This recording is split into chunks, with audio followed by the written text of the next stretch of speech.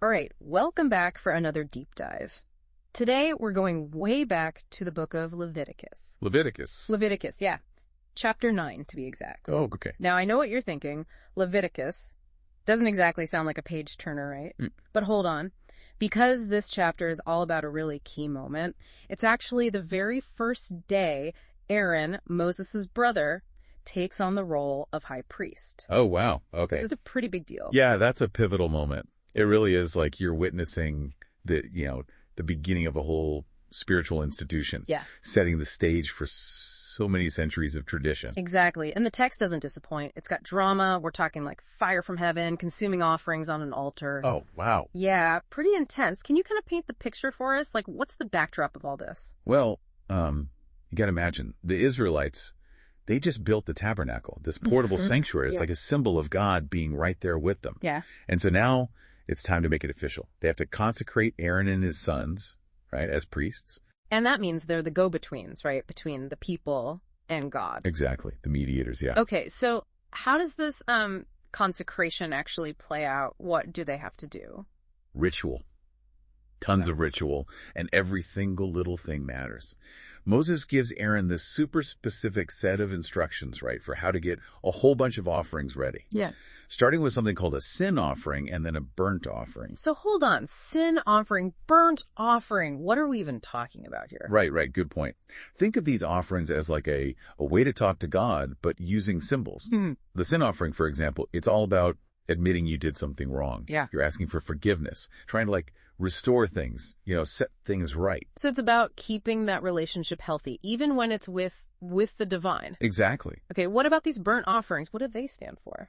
Okay, so imagine you're giving something super precious to a cause you really, really believe in, right? Maybe even making a sacrifice, putting something bigger than you first. Well, that's basically what a burnt offering is. It's like saying, here I am, everything I have, I'm offering it all to you. Wow, that's powerful. So what you're saying is these ancient rituals, they're really tapping into these universal human desires, this need for forgiveness, this wanting to dedicate ourselves to something bigger. It's incredible how these themes still speak to us today. Absolutely. And it goes even deeper than that. Yeah. There's also this thing called the peace offering, which is all about coming together, fellowship, communion. Oh. It's like when you share a meal with someone to celebrate a relationship that's been mended. It's about connection, being together. I see. So each offering has its own role, right? Yeah. But together they're like this complex expression of faith, almost like a conversation, but through these actions, these rituals. That's it. But you mentioned everything matters. Like, what's the deal with all the nitty-gritty instructions, the actions? Why be so precise? It's all about order, you see. It's about obedience. They have this covenant with God, right? And a covenant, by the way, is like this sacred agreement, like a promise between two sides. And by following all these instructions to the letter, slaughtering the animals, the sprinkling of blood, burning just the right parts, Aaron's showing he's serious about his end of the deal. It's like every action, every gesture is loaded with meaning. Right. I'm really starting to see how significant this ceremony is. It sets up the whole priesthood. It strengthens their covenant with God. And they're using these super powerful symbols to get across these basic human needs. Exactly. And it's all leading up to this incredible moment, the high point, the climax of the whole thing, the fire from heaven. All right, you've really set us up here. Tabernacle built, offerings prepared, all these rituals. Now, about that fire. Great. What happens? So picture this. You're right there with the Israelites. Aaron, he's just finished with the offerings. And suddenly, boom, this fire comes down from the sky. It consumes everything on the altar. But it's not just, any fire. This is fire from heaven. It's like, God showing up. I bet that was quite a sight. So what was the reaction like? Did people freak out? Oh, yeah, you can imagine. Gasps, people crying out.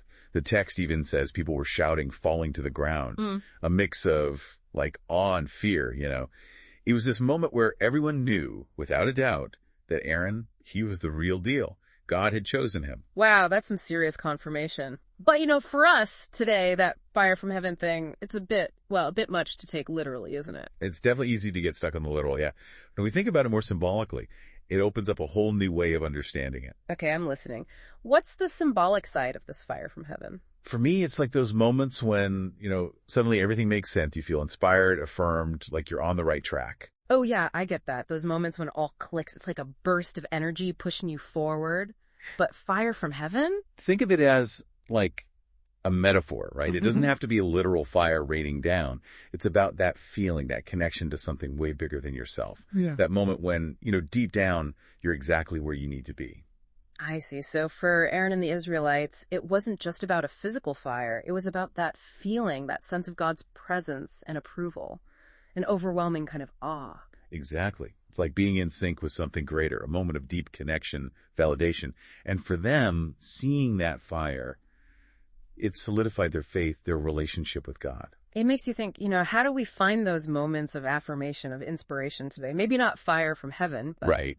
but those aha moments, or when we feel connected to something larger than ourselves. It could be anything, right? Mm. Nature, music, art, maybe even helping others or spending time with loved ones. It might not be actual fire, but it can spark that same feeling of purpose, of awe. Okay, so we've talked about the offerings, the symbolism, this idea of fire from heaven.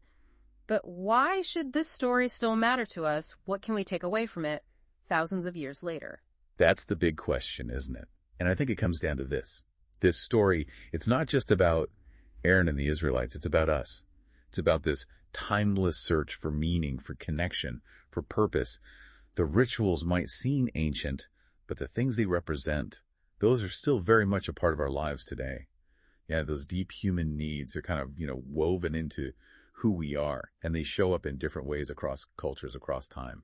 So you're saying even if we're not building tabernacles or, doing animal sacrifices, we're still kind of doing our own versions of these rituals?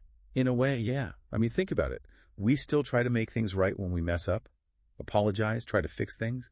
We dedicate ourselves to causes, put our energy into things that matter to us, and we look for those connections, that sense of belonging in our relationships, in our communities. It's like those fundamental human needs. They're always there, just expressed differently. Exactly. And the story of Aaron, it reminds us that these needs, they're not new. They've always been with us, shaping our beliefs, pushing us to search for something beyond ourselves. So it's not so much about the specifics of the ritual, it's more about what it represents, what it tells us about ourselves. Right. What are our offerings? What do we sacrifice? What are our fires from heaven? Those moments that give us a sense of purpose. I think that's a really great takeaway from this whole deep dive. It's like an invitation to look inside ourselves.